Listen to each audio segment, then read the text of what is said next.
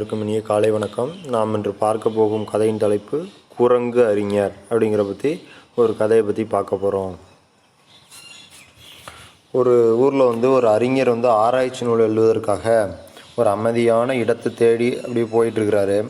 அப்புறம் அவர் ஒரு தெரியாமல் என்ன பண்ணுறாருன்னா அரக்கர்கள் இருக்கக்கூடிய ஒரு பள்ளத்தாக்கை தன் இடமாக தேர்ந்தெடுத்துறாரு. உடனே என்ன பண்ணார், கோபம் அடைஞ்ச அந்த அரக்கர் என்ன பண்ணுறாருன்னா அவரை பார்த்து கேட்குறாரு, யார் நீ? இந்த அமைதியான இடத்தை பள்ளத்தாக்கை கெடுக்க வந்தாயா அப்படின்னு சொல்லிட்டு அந்த அறிஞரை பார்த்து கேட்குறாரு. அப்போ அதுக்கு அந்த அறிஞர் சொல்கிறாரு, தயவு செஞ்சு என்னை மன்னித்து விடு. நான் ஒரு அறிஞன், அமைதியான இடத்தை தேடிக்கொண்டிருந்தேன், அதனால் இங்கே வந்தேன் அப்படின்னு சொல்லி அந்த அறிஞர் சொல்கிறாரு. அப்போ இதற்கு ஒரு விலை நீ கொடுக்க வேண்டும் அப்படின்னு சொல்லி அந்த அரக்கன் சொல்கிறாரு. நான் உன்னை இல்லை விலை கொடுக்கல அப்படின்னு பார்த்தீங்கன்னா நான் உன்னை குரங்கா மாற்றிடுவேன் அப்படின்னு சொல்லிட்டு அந்த அரக்கன் சொல்கிறான். இப்போ அதுக்கு என்ன சொல்கிறாருன்னா, அதுதான் நான் உனக்கு தண்டனை அப்படின்னு சொல்லிட்டு அந்த அரக்கன் சொல்லிடுறாரு. அதுக்கப்புறம் என்ன ஆகுதுன்னா, அடுத்த கொஞ்ச நேரத்துலேயே அந்த அறிஞர் குரங்காக மாறிவிட்டார். அவர் விம்மி தேம்பி அழுகிறாரு. ஒரு மரத்துலேருந்து அந்த குரங்கு என்னென்ன வேலை செய்கிறோமோ அதே மாதிரி என்ன பண்ணுறாருன்னா மரத்திலேருந்து இன்னொரு மரத்துக்கு என்ன பண்ணுறாரு, தாவி கொண்டு இருக்கார். கொஞ்சம் நேரம் கழித்து குரங்குகள் எப்படி இருக்குமோ அது மாதிரி பழத்தெல்லாம் நிறையா சாப்பிட்றாரு மரத்தில் ஏறி. அவர் என்ன பண்ணுறாருன்னு நகரத்தை அடைகிறாரு. சிட்டிக்குள்ளே உள்ளே போகிறாரு. அங்கே என்ன பண்ணுன்னா ஒரு கப்பல் பாக்தாத் பட்டணத்திற்காக புறப்படுது. பாக்தாத் அப்படிங்கிறது ஒரு பட்டணம். அந்த பட்டணத்துக்கு புறப்படுறதுக்கு ரெடியாக இருக்குது. அப்போ கப்பலினோட தலைவன் என்ன பண்ணுறாரு, அதில் இவர் என்ன பண்ணுறாருன்னா இந்த அறிஞர் அதில் அவர் அந்த இதில் தாவி ஏறிடுறாரு. அந்த பாக்தாத்துக்கு போகிற கப்பலில் ஏறி நம்ம மக்கள்லாம் என்ன பண்ணுறாங்கன்னா அதில் இருந்த பயணிகள் எல்லாமே கூச்சலிட்டு ரொம்ப சத்தம் போடுறாங்க. கூச்சலிட்டு என்ன பண்ணுறாங்க, ஆரவாரமாக சத்தம் போடுறாங்க. உடனே அந்த குரங்கை வெளியே அனுப்புங்கள், இல்லாட்டி கொன்று விடுங்கள் அப்படின்னு சொல்லிட்டு கத்திக்கிட்டு கப்பலோட தலைவன்கிட்ட அந்த விலங்கிற்காக ரொம்ப வருத்தப்பட்டு வேகமாக சத்தம் போட்டு சொல்கிறாங்க. அப்போது அந்த கப்பலோட தலைவன் என்ன சொல்கிறாரு, வேண்டாம், அதுவும் நம்முடன் வரட்டும், யாருக்கும் தொந்தரவு தராதவாறு நான் பார்த்துக்கொள்கிறேன் அப்படின்னு சொல்லிட்டு அந்த கப்பலோட தலைவன் சொல்கிறாரு. உடனே என்ன பண்ணுறாருன்னா அந்த குரங்கு கப்பலோட தலைவனுக்கு நன்றி உடையவனாக இருக்குது. உடனே பாக்தாத்தில் ஒரு செய்தி பரவி இருந்தது. அரசருக்கு ஆலோசனை கூறுபவர் இறந்து விட்டதாகவும் அந்த அரசர் அந்த இடத்திற்கு தகுந்த ஆளை தேர்ந்தெடுக்க விரும்புவதாகவும் அறிவித்தார். அப்போ அந்த பாக்தாத்தில் உள்ள அரசரோட ஆலோசனை கூறுபவர் உடல்நலக் குறைவால் இறந்து போயிடுறாரு. அந்த இடத்திற்கு தகுந்த ஆளை தேர்ந்தெடுக்க விரும்புவதாக அரசர் அறிவிக்கிறார். இப்பதவியை விரும்புவோர் ஏதேனும் ஒரு செய்தி தகுந்த முறையில் எழுதி அனுப்பலாம் அப்படின்னு சொல்லி அந்த அரசர் அறிவிக்கிறாரு. அவற்றுள் எது மிகவும் நன்றாக உள்ளதோ அதை எழுதியவர் ஆலோசகராக தேர்ந்தெடுக்கப்படுவார் என்று அறிவிக்கப்பட்டது. அப்போ அந்த அரசர் ஒரு ஆலோசனை சொல்கிறாரு, நான் ஒரு செய்தி எழுதி அனுப்புனீங்கன்னா அது அரசருக்கு தகுந்த முறையில் இருந்ததுன்னா அவங்க ஆலோசகராக தேர்ந்தெடுக்கப்படலாம், நன்றியுள்ள செய்தியாக இருக்கணும் அப்படின்னு சொல்கிறாரு, அறிவிக்கப்படுறாரு. உடனே அந்த குரங்கு அறிஞர் என்ன பண்ணுறாருன்னா செய்தி எழுதினார்.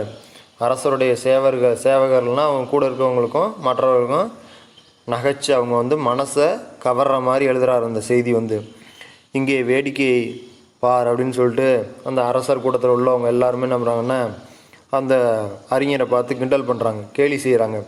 இந்த குரங்கு அரசருக்கு ஆலோசகராக போகிறதா? அப்போ என்ன சொல்கிறார், இந்த குரங்கு அறிஞர் மாதிரி மாறின ஒரு அறிஞரை பார்த்துட்டு இந்த குரங்கு அரசருக்கு ஆலோசகராக போகுதான் அப்படின்னு சொல்லிட்டு கேலியும் கிண்டலுமா சிரிக்கிறாங்க. ஆனால் எல்லா செய்திகளும் அரசருக்கு எடுத்து செல்லப்பட்டன. அவர் எழுதின எல்லா செய்தியும் அரசருக்கு போய் சேர்ந்துருச்சு.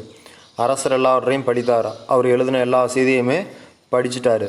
உடனே என்ன பண்ணுறாருன்னா அந்த குரங்கின் செய்தி மிகவும் நன்றாக இருந்தது. அந்த குரங்கோட செய்தி ரொம்ப அரசரை கவரக்கூடியதாகவும் மனசை கவரக்கூடியதாகவும் நகைச்சுவை உடையதாகவும் இருந்தது.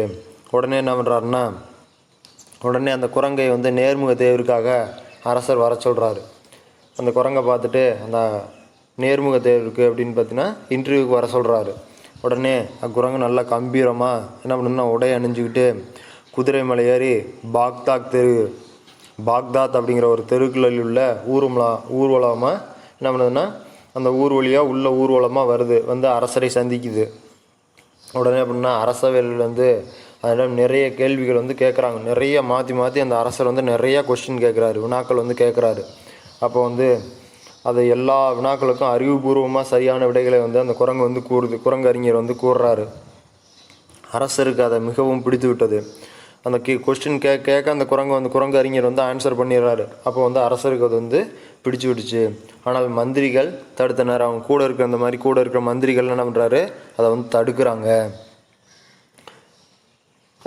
எப்போதும் அதனால் பேச முடியாது. அந்த கூட இருக்க மந்திரிகள்லாம் சொல்கிறாங்க, எப்போதும் அந்த குரங்கால் பேச முடியாது, எப்படி ஒரு குரங்கு தலைமை ஆலோசகராக ஆக முடியும் அப்படின்னு சொல்லிட்டு கொஸ்டின் கேட்குறாங்க மந்திரிகள்லாம் என்றனர். உடனே அரசர் தீர்மானமாக இருந்தால் அவர் குரங்கையை தலைமை ஆலோசகராக நியமிக்கிறார். அந்த அரசர் வந்து என்ன பண்ணுறாருன்னா அந்த குரங்கையை வந்து தலைமை ஆலோசகராக நியமிக்கிறாரு. அவருடைய புதல்வி அப்படின்னா அவங்களோட அரசரோட மனைவி இளவரசி வந்து இந்த குரங்கு உண்மையில் குரங்கு அன்று. அவங்களோட அரசரோட மனைவி வந்து என்ன சொல்லுவாங்கன்னா, இது வந்து குரங்கு கிடையாது, இது வந்து குரங்கு உண்மையில் வந்து இது குரங்கு இல்லை, ஏதோ அரக்கர்களின் மாயத்தால் இவ்வாறு மாறப்பட்டுள்ளது அப்படின்னு சொல்லி அவங்களோட அரசரோட மனைவி வந்து சொல்கிறாங்க.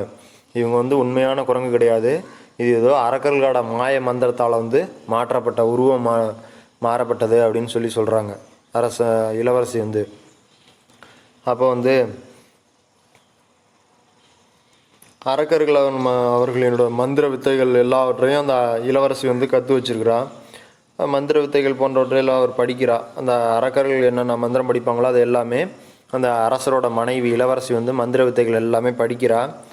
மந்திர வித்தைகள் படித்ததுலேயும் அந்த குரங்கோட தன்மை மாறும்படி அந்த இளவரசி வந்து மந்திரத்தெல்லாம் படிக்கிறா. அப்போ வந்து என்ன ஆகுதுன்னா, அந்த அறிஞர் வந்து தன் பழைய நிலைமையை வந்து மாறிடுறாரு. அந்த அறிஞர் குரங்கு இருந்தப்போ முன்னாடி வந்து நார்மலாக எப்படி இருந்தாரோ அதே மாதிரி பழைய நிலைமைக்கு வந்து அந்த குரங்கு அறிஞர் வந்து மாறிடுறாரு. அப்போ வந்து அவர் இளவரசிக்கு வந்து நன்றி கூறுறார். இளவரசி என்னை வந்து இந்த மாதிரி மாற்றினுக்காக உனக்கு வந்து நான் நன்றி தெரிவிக்கிறேன் அப்படின்னு சொல்லிட்டு நன்றி தெரிவிக்கிறார் ஃபஸ்ட்டு அரசரோட மனைவிக்கு. பல ஆண்டுகள் வந்து நிறைய ஆண்டுகள் அங்கேயே தங்கி நன்றியலோடு அரசருக்கு தகுந்த ஆலோசனைகளை வழங்கினார். நிறைய ஆலோசனைகள்லாம் அரசர்களுக்கு வந்து வழங்கியிருக்கிறாரு அந்த குரங்கு அறிஞர். இதோட கதையோட நீதி என்னன்னு பார்த்தீங்கன்னா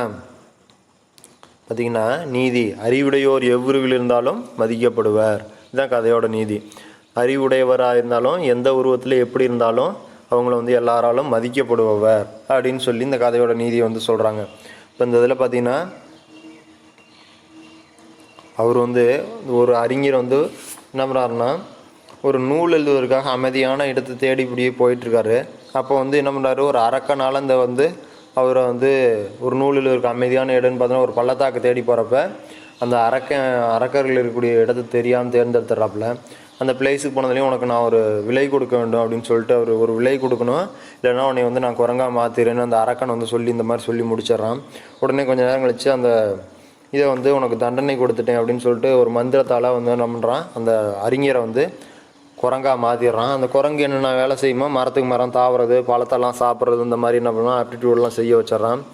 அப்போ வந்து அப்படியே அவர் வர்றாரு, குரங்கா மாட்டேன்னு தேம்பி அழுதுகிட்டு அப்படியே கொஞ்சம் தூரம் வர்றப்ப என்ன பண்ணுறாருன்னா பாக்தாத்துன்னு ஒரு நகரத்தை போகிறதுக்காக ஒரு கப்பல் வந்து கட்டுமான தளத்தில் வந்து புறப்படுது.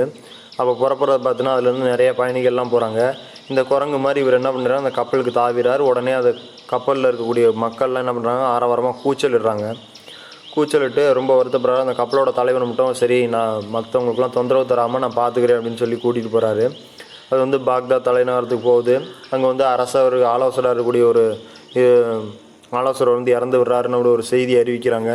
அதுக்கு தகுந்த ஆளை தேர்ந்தெடுப்பதற்காக சொல்கிறாரு. அது வந்து ஒரு கதை எழுதணும், அந்த கதையை வந்து படித்து பார்த்துட்டு நல்லா இருக்கவங்களும் நான் தேர்ந்தெடுத்துக்குவேன் அப்படின்னு சொல்லி அந்த அரசவையில் இருந்து சொல்கிறாங்க. அந்த குரங்கறிஞர் வந்து கதை எழுதுகிறாரு. நகைச்சுவை மற்றவர்கள்லாம் மனதை கவர்ற மாதிரி எழுதுகிறாரு. அந்த அறிஞர்கள் மற்றவர்கள் அந்த சேவை செய்கிறவங்க எல்லாத்துக்குமே நம்ம மனதை கவர்ற மாதிரி எழுதுகிறாரு. அப்போ அந்த கதையை படித்து பார்த்துட்டு சொல்கிறப்ப அந்த மற்றவர்கள்லாம் சேவகர்லாம் என்ன பண்ணுறாங்கன்னா அந்த குரங்கு போய் அரசருக்கு ஆலோசனை போதும் அப்படின்னு சொல்லி அந்த குரங்கு போய் அரசருக்கு ஆலோசகராக போதும் அப்படின்னு சொல்லிட்டு என்ன பண்ண கேலி கிண்டல் சிரிக்கிறாங்க. அப்போ அந்த குரங்கு எழுதப்பட்ட நகைச்சுவை எல்லாமே நல்லா படித்து பார்க்குறாங்க. அரசர் எல்லாவற்றையும் படிச்சுட்டு அந்த செய்தி குரங்களோட செய்தி மிகவும் நன்றியுடையதாக இருக்குது, மனசை கவர்ற மாதிரியும் இருக்குது. உடனே என்ன பண்ணுறாரு, அந்த அரசர் குரங்கை நேர்முக தேர்வுக்காக வர சொல்கிறாரு. அந்த குரங்கு நல்லா கம்பீரமாக உடை அணிஞ்சிக்கிட்டு சட்டையெல்லாம் போட்டுக்கிட்டு குதிரை மேலே ஏறி உட்காந்து பாக்தாத் வழியாக அந்த தெருக்கள் வழியாக என்ன பண்ணுதுன்னா வருது. அந்த தெருவில் ஊர்வலமாக வருது. அரசரை சந்திக்கிறவர் அந்த ஊர் மக்கள் எல்லாமே என்ன பண்ணுறாங்கன்னா அந்த பாக்தாத்தில் உள்ள ஊர் மக்கள் எல்லாருமே அந்த குரங்கை வித்தியாசமாக பார்க்குறாங்க. அப்போ என்ன பண்ணுதுன்னா அரசவைக்கு அதன்ட்டு நிறைய கேள்விகள் கேட்கப்படுது, நிறைய வினாக்கள் கேட்கப்படுது. அந்த வினாக்களுக்கு அரசர் கேட்கக்கூடிய அனைத்து வினாக்களுக்கும் என்ன பண்ணுதுன்னா அந்த குரங்கு குரங்கறிஞர் அறிவுபூர்வமாக அந்த சரியான விடையை சொல்கிறாரு. அவங்க கேட்கக்கூடிய எல்லா வினாக்களுக்கும் விடையை கூறுறாரு. சொன்னதுலேயும் அரசருக்கு அந்த குரங்கு ரொம்ப பிடிச்சிருச்சு. உடனே அதை மந்திரிகள் அவங்க கூட இருக்க மந்திரிகள் தடுக்கிறாங்க. குரங்கை அரசவையில் வைக்கிறதா, இது எப்போதுமே அதெல்லாம் பேச முடியாது, அது எப்படி அந்த அரசருக்கு ஆலோசகராக தேர்ந்தெடுக்க முடியும் அப்படின்னு சொல்லிட்டு மறுக்கிறாங்க.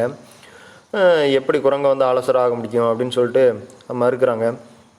உடனே அரசர் தீர்மானமாக இருந்ததால் குரங்கையை தலைமை ஆலோசகராக நியமிக்கப்படுது. அவருடைய மனைவி இளவரசி, அரசருடைய மனைவி இளவரசி என்ன பண்ணுறாங்கன்னா இந்த குரங்கு உண்மையிலேயே குரங்கு கிடையாது, அது ஏதோ அரக்கர்களோட மாயத்தால் மந்திரத்தால் மாற்றப்பட்டது அப்படின்னு சொல்கிறாங்க என்பதை தெரிஞ்சுக்கிறா. அவங்க அரசரோட மனைவி இளவரசி தெரிஞ்சுக்கிறா. உடனே என்ன பண்ணால் அரக்கர்கள் செய்யக்கூடிய அந்த மந்திர வித்தைகள்லாம் அந்த இளவரசிக்கு முன்கூட்டியே படித்து தெரியும். அப்போ என்ன பண்ணுறாருன்னா அவரை பார்த்துட்டு அந்த அரக்கர்கள் என்ன மந்திரம்லாம் படித்தாங்களோ அந்த குரங்கு தன்மையில் இருக்கக்கூடிய மந்திரத்தெல்லாம் படித்து அவங்க மாறுறதுக்கு மந்திரத்தை படிக்கிறா இளவரசி. உடனே அந்த மந்திரத்தால் குரங்கு தன்மை மாறிடுது. அவர் அந்த அறிஞர் பழைய நிலைமையை அடைஞ்சிடுறாரு.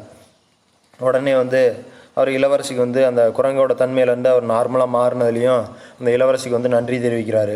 உடனே பல ஆண்டுகள் நிறைய வருஷம் அங்கே தங்கி அவருக்கு நிறைய ஆலோசகராக நிறைய உதவியெல்லாம் செஞ்சு உதவி செய்கிறாரு. அரசருக்கு ஆலோசனைகள் நிறைய ஆலோசனைகள்லாம் சொல்கிறாரு. அதுக்கடுத்து பார்த்தீங்கன்னா அதோட நீதி என்னென்னு பார்த்தீங்கன்னா அறிவுடையோர் எவ்வுருவில் இருந்தாலும் மதிக்கப்படுவோர் அப்படிங்கிற அந்த கதையோட நீதி. இதில் பார்த்திங்கன்னா மாணவர்களாகிய நம்ம நிறைய கல்வி இது போன்ற விஷயங்களை நிறைய கற்றுக்கிட்டு நம்ம ஒரு நல்ல மேன்மையான நிலையை அடையணும் அப்படிங்கிறது தான் இதோட நோக்கம். அறிவுடையவங்களாக இருந்தாங்கன்னா ஒருத்தர் டிப்டாப்பாக நீட்டாக இருக்கிறாங்க, அவங்களுக்கு மட்டும்தான் அறிவு இருக்கும் அப்படின்னு கிடையாது. யார் எந்த உருவில் எப்படி இருந்தாலும் அவங்களுக்கு அறிவு இருந்ததுன்னா எல்லா இடத்துலையும் மதிப்பாங்க. கல்வி கற்றவருக்கு சென்ற இடம் எல்லாம் சிறப்பு அப்படிங்கிற ஒரு இதை சொல்லுவோம். ஆனால் கல்வி அப்படிங்கிறத நல்லா கற்றுக்கிட்டோம் அப்படின்னு பார்த்தீங்கன்னா இப்போ அவங்க எப்படி தான் இருந்தாலும் என்ன பண்ணணும், கல்வி விஷயத்தை கற்றுக்கிட்டு நிறைய விஷயத்தை தெரிஞ்சிருந்தாங்கன்னா அவங்களுக்கு சென்ற இடமெல்லாம் சிறப்பு இருக்கும் அப்படின்னு சொல்கிறோம் அந்த மூலியமாக. ஓகேங்களா? அறிவுடையோர் எவ்வுருவில் இருந்தாலும் மதிக்கப்படுவவங்க தான் இந்த கதையோட நீதி. மாணவர்களை நம்ம அறிவுடையவங்களாக இருந்தாங்கன்னா நம்ம எப்படி இருந்தாலும் என்ன பண்ணுவாங்க, இந்த எந்த உருவத்தில் எப்படி இருந்தாலும் நம்மளை எல்லோரும் மதிப்பாங்க அப்படிங்கிறது தான் இந்த கதையோட நோக்கம். ஓகேங்களா? Okay, thank you.